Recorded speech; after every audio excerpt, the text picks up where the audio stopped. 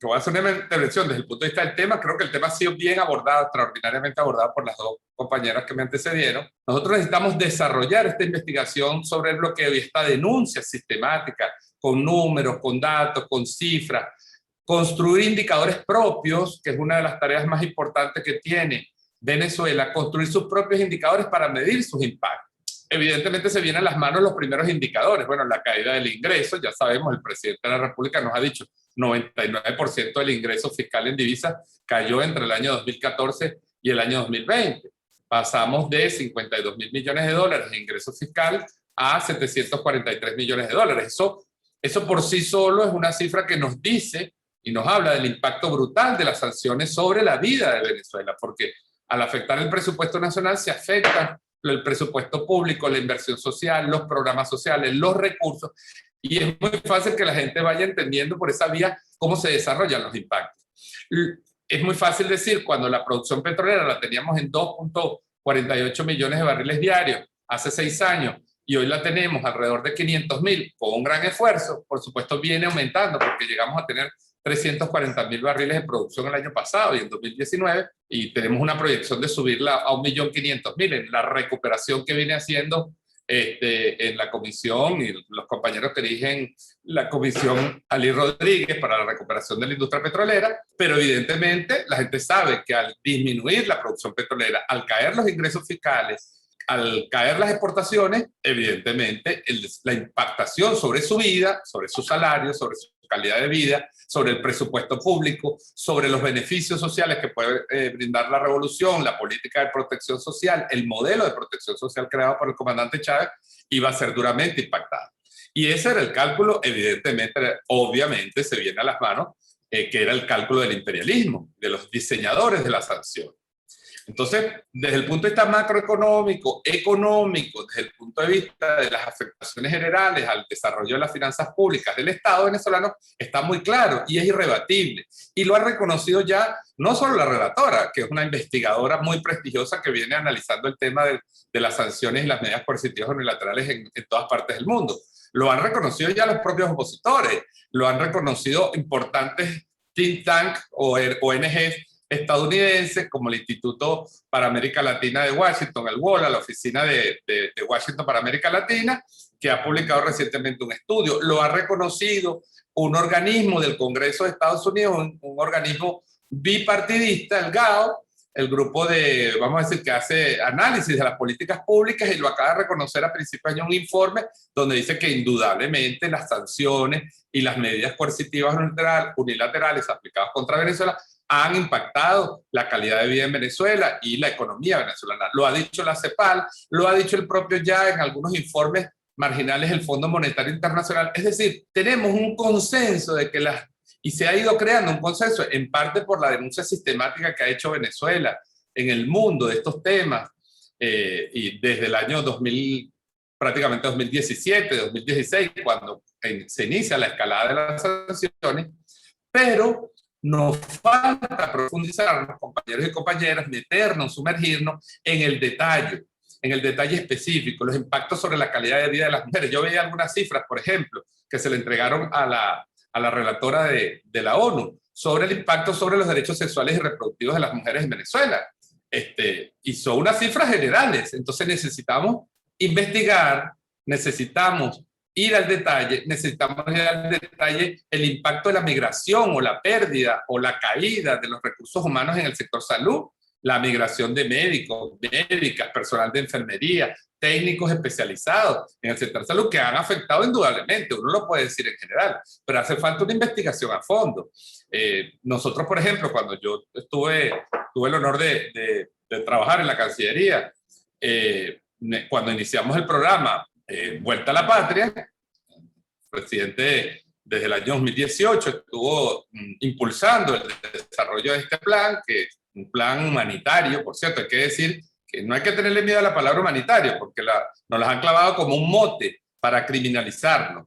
pero realmente el único país del mundo que hoy, en situación de bloqueo y asedio y caída de sus ingresos y crisis económica que la tenemos, el único país del mundo que tiene un plan sistemático de migración reversa es Venezuela. El único país que pone aviones para traer gente que se fue por carretera, hay que decirlo. El único gobierno que tiene aviones, servicios con medidas de bioseguridad para los migrantes que regresan, que tiene programas de apoyo a la reinserción de los migrantes en el sistema laboral. Es decir, hay una cantidad de fenómenos, hay tantos fenómenos, hay tantas cosas. Los bloqueos económicos, el bloqueo de las cuentas, la imposibilidad de comprar equipos médicos, el cierre de contratos de mantenimiento, de repuestos. Yo quiero, si puedo compartir un momento, un fragmento de los informes que elaboramos para la visita y las respuestas a los cuestionarios que dimos a la visita de la relatora entre los años, para que ustedes vean solamente en un hospital de Venezuela el impacto de la sanción. Entre los años 2007 y 2013, el Hospital Cardiológico Infantil Dr. Gilberto Rodríguez Ochoa, un hospital público, como sabemos, creado por el comandante Chávez, dedicado a la atención de problemas cardiológicos de la infancia, realizó un promedio de 1.156 intervenciones quirúrgicas anuales gratuitas a bebés, niños, niñas con problemas de cardiopatía congénita y otros problemas del corazón. El promedio era 1.156 intervenciones quirúrgicas anuales gratuitas a niños y niñas venezolanos y extranjeros, porque el Hospital Cardiológico Gilberto Rodríguez Ochoa, que lleva el nombre de ese gran médico venezolano, de ese extraordinario médico venezolano, se insertaba en una política de integración como la Misión Milagro, como tantos programas creados por el comandante Chávez y por el comandante Fidel Castro para atender el problema de la salud como un problema colectivo, ya no solo de cada país, sino de nuestra región latinoamericana. Con el inicio de las sanciones en Venezuela a partir de 2015, el hospital vio reducir drásticamente el presupuesto asignado por el Estado y en varias ocasiones que intentó adquirir repuestos en el extranjero para el mantenimiento de sus equipos de insumos, las transferencias de fondos fueron impedidas por bancos internacionales, aduciendo cumplir las sanciones de Estados Unidos. En el año 2017, fíjense, solo 3 años después, el hospital realizó 192 intervenciones, y aquí tenemos el gráfico, por falta de equipos, insumos médicos y medicamentos imprescindibles para la atención de niños y niñas. El acceso a la salud en Venezuela es un derecho humano. Fíjense, vean el gráfico, como en los años de expansión, por supuesto al principio son los primeros años, pero ya desde 2007, el hospital realizaba un promedio de más de 1.000 intervenciones anuales, y eso se mantiene e incluso va creciendo, y cuando empiezan, de partir de 2012, 2013, empiezan las sanciones, el bloqueo, el cierre de los fondos, etcétera, empieza a caer dramáticamente. Vean 2015 la caída dramática, porque incluso en 2014 todavía teníamos 957 intervenciones. Hay que ver, este ejemplo demuestra la magnitud del daño, la crueldad, la perversidad de lo que ha sido aplicado contra Venezuela. Y vean, hasta el año 2017, esto siguió bajando. Afortunadamente, desde el año pasado, las intervenciones se están recuperando con un gran esfuerzo del personal que se ha quedado, con un gran esfuerzo de dirección, con un gran esfuerzo del gobierno nacional, porque entendemos que este es un proyecto esencial para la salud, para la protección de la vida de nuestros niños, niñas y adolescentes, que como sabemos son objeto primario y constitucional de derecho, y debemos defender su derecho a la vida por encima de cualquier circunstancia económica que esté viviendo el país. Pongo este ejemplo porque me parece que este ejemplo revela con claridad la brutalidad del impacto, la profundidad del impacto, y por eso digo que una de las tareas fundamentales que tenemos a partir de ahora es profundizar esta investigación en todos los campos, en la salud, en la educación, en la cultura, la reducción del acceso a los bienes, la negación de derechos esenciales básicos que están garantizados, están en la Carta de las Naciones Unidas, en la Declaración Universal de los Derechos del Hombre, que es objetivo esencial del Consejo de Derechos Humanos de las Naciones Unidas, defender los derechos, no solo los derechos políticos, los derechos económicos, sociales y culturales de los pueblos. He allí una tarea fundamental, he allí una tarea imprescindible en el cual las universidades, nuestros investigadores e investigadores, nuestros hacedores de saber y conocimiento, nuestros estudiantes, nuestros maestrantes, que se están viendo con el desarrollo de políticas públicas, que están en un país que está generando un proceso de revolución social y estructural y económico para cambiar definitivamente nuestro país, tienen una tarea fundamental para desarrollar investigaciones que nos permitan ir mucho más al fondo de los problemas, poder demostrarlos, y eso tiene un sentido. Eso no es solo por simple investigación académica. Nosotros estamos dando a nuestro país, nuestro Estado, nuestro gobierno, nuestro presidente, a través de la Cancillería, una pelea en todos los espacios internacionales. Nosotros demandamos el 12 de febrero del año 2019, el canciller de la República, del año 2020, perdón, el canciller de la República denunció ante la Corte Penal Internacional al gobierno de Estados Unidos en nombre de Venezuela por crímenes de lesa humanidad, por genocidio, porque lo que se ha hecho en Venezuela es tratar de lograr un genocidio de su población,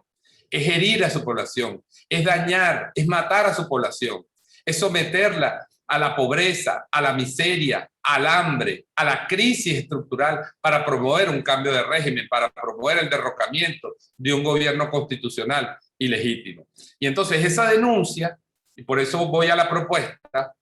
porque dije que el tema creo que ha sido agotado en su información general, pero me parece muy importante que nosotros podamos obtener un saldo. Cuando nosotros denunciamos, recuerden ustedes, la Corte Penal Internacional es un organismo creado por Naciones Unidas que permite denunciar crímenes y violaciones penales a personas específicas que pueden o no formar parte de un gobierno. Cuando nosotros denunciamos a los funcionarios de Estados Unidos, abrimos un juicio. Ese juicio está en desarrollo. Perdón, y como todo juicio, es muy importante que nosotros aportemos pruebas. Esas pruebas pueden ser aportadas por los gobiernos, pero pueden ser también aportadas por lo que allá se llama la sociedad civil. A nosotros nos gusta hablar del pueblo, del poder popular, de las organizaciones sociales. Es decir, cualquier organización social de Venezuela, cualquier individuo de Venezuela, cualquier persona individual o colectivamente puede hacerse parte de ese juicio y aportar pruebas.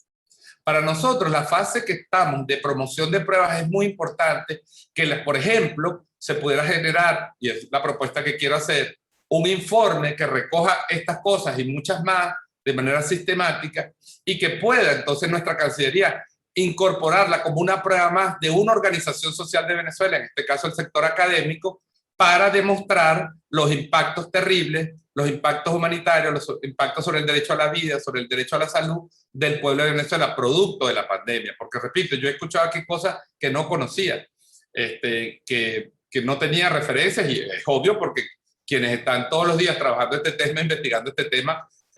por supuesto van conociendo y adentrándose más en este tema. Yo hago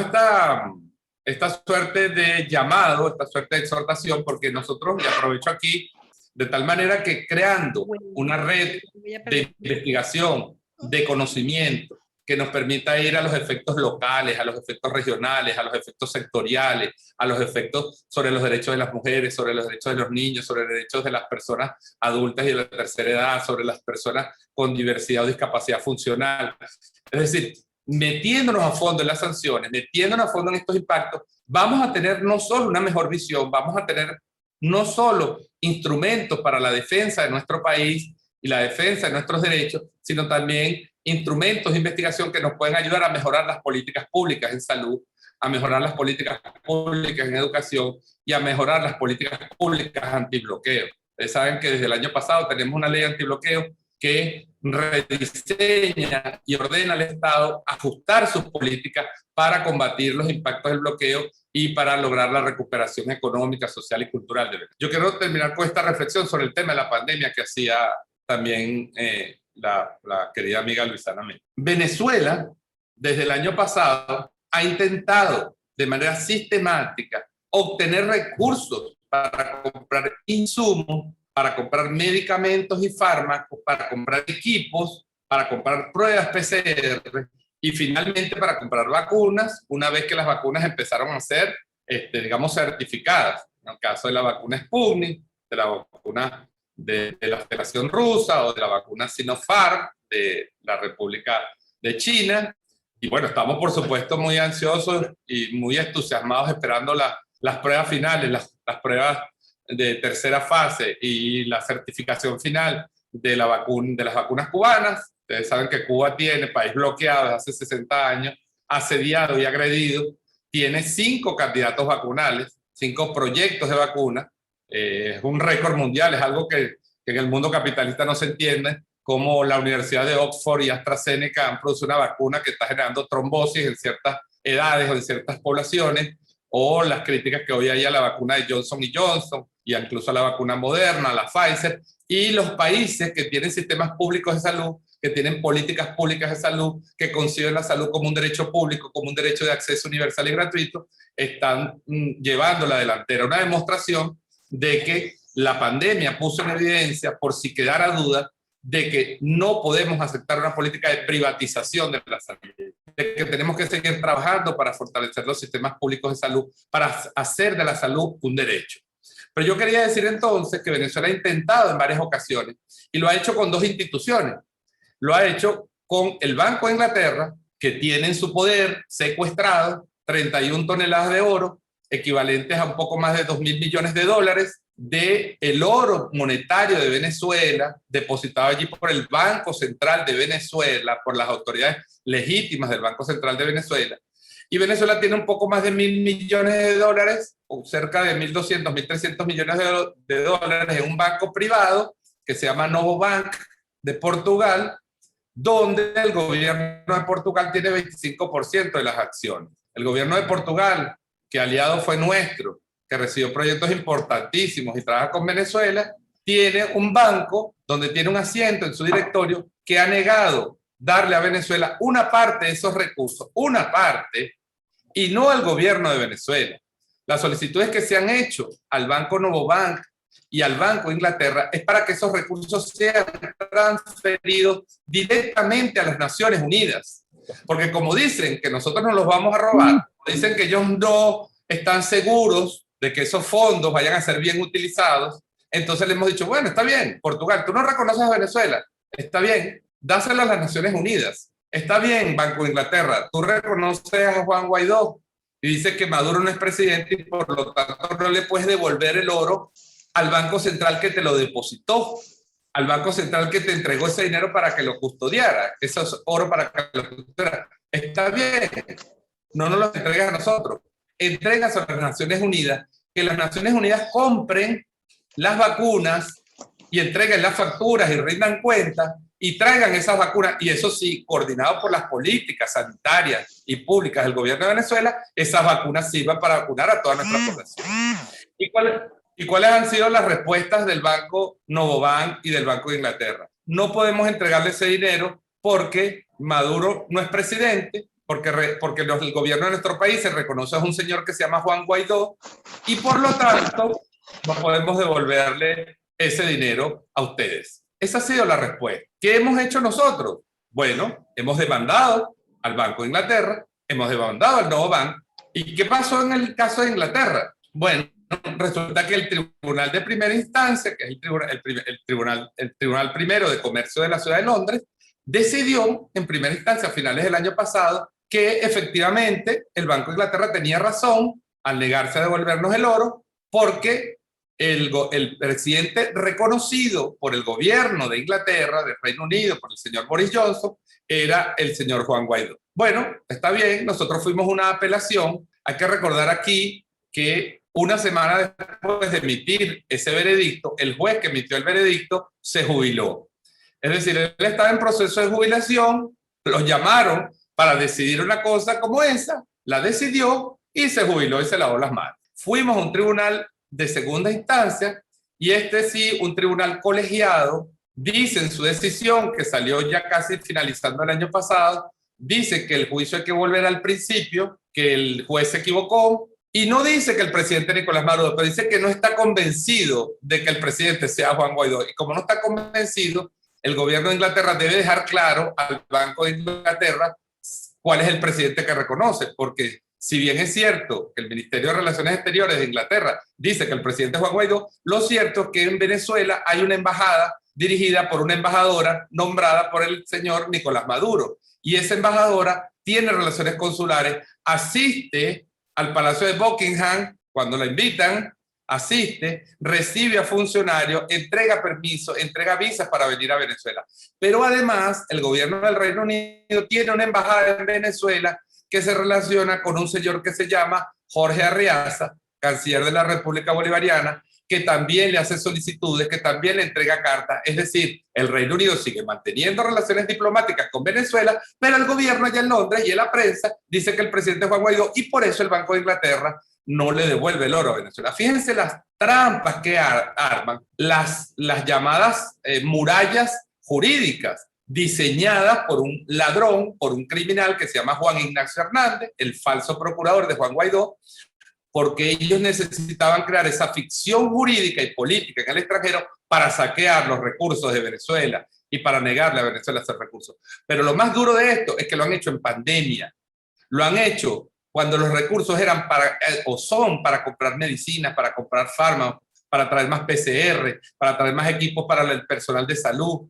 para comprar vacunas y vacunar a toda la población. Y lo han hecho contrariando el llamado del secretario general de Naciones Unidas, que dijo que debían cesar todos los conflictos y que todos los países tenían derecho al acceso a las vacunas. De tal manera que cuento esta historia para terminar, porque eso nos pone en el marco de lo que es el bloqueo en la realidad,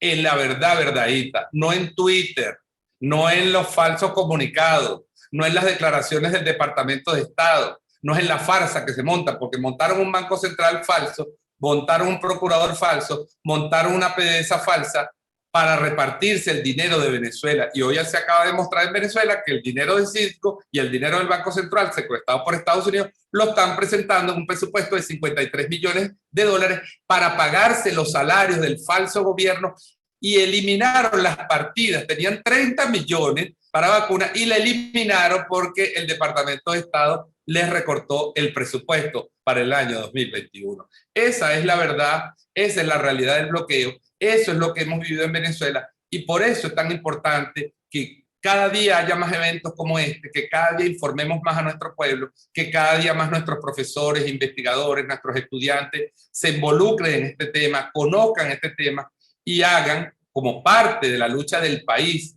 de la tarea del país, por defender nuestro derecho a la vida, a la salud, por nuestras vacunas, por los derechos que nos merecemos tener y que además son nuestros, porque Venezuela no le está pidiendo ayuda a ningún país del mundo. Venezuela está diciendo, puedo salir de toda esta crisis si me dejan usar los propios recursos del pueblo venezolano. No estamos mendigando, lamentablemente, como hace Colombia, que se roba el dinero, usa Venezuela para pedir dinero afuera y no se le entrega a los venezolanos. Estamos diciendo, nosotros somos capaces de atender nuestros problemas con nuestros recursos. Así que yo agradezco muchísimo este evento a la universidad, al posgrado, a todos los que han participado, y de verdad los invito a que trabajemos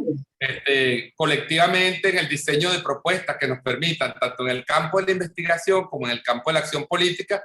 unirnos como país en la defensa de nuestros derechos, en la defensa de nuestros recursos, en la recuperación de nuestros activos, de Citgo, de nuestro dinero saqueado, confiscado y robado en la banca internacional, para que avancemos en la superación de estos problemas. A pesar de eso, como sabemos, Venezuela ya tiene vacunas, están llegando las vacunas, van a llegar más vacunas y Venezuela va a vacunar a toda la población que tenga que vacunar y va a seguir defendiendo la salud del pueblo venezolano. Quienes miren y quienes hagan un seguimiento a las estadísticas de la pandemia, sabrán que Venezuela tiene hoy la tasa más baja de fallecimientos por millón de habitantes en Sudamérica, la más baja, y tiene a 2 de los 3 países con mayor número de casos, mayor número de muertes y mayor número de muertes por millón de habitantes, tiene a 2 de los 3 países de este continente de vecinos por el lado este y por el sur de nuestro país. Así que a pesar de eso, estamos avanzando, estamos venciendo y necesitamos el concurso y el apoyo del conocimiento, del saber,